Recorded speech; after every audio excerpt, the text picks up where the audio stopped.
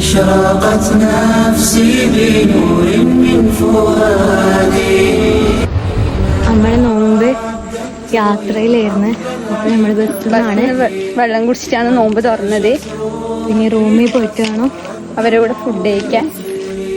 നമ്മൾ റൂമിൽ പോയിക്കൊണ്ടിരിക്കണം.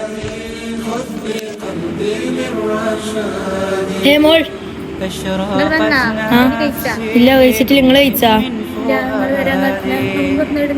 ബസ്സിന്ന് رددت يا رب العباد وانتشت روحي وصار الدمع يجري يا إلهي خذ بقلبي. ഇന്നത്തെ നോമ്പോര എങ്ങനെയുണ്ടായിരുന്നു? നോമ്പ് യാത്ര ആയതുകൊണ്ട് ഭയങ്കര ക്ഷീണമായിരുന്നു. ഒരു 10 നോമ്പ് ഒന്നിച്ചെടുത്ത പോലെയായിരുന്നു. വെള്ളം കിട്ടിയപ്പോൾ ഇപ്പോൾ ഓക്കെ അല്ലേ?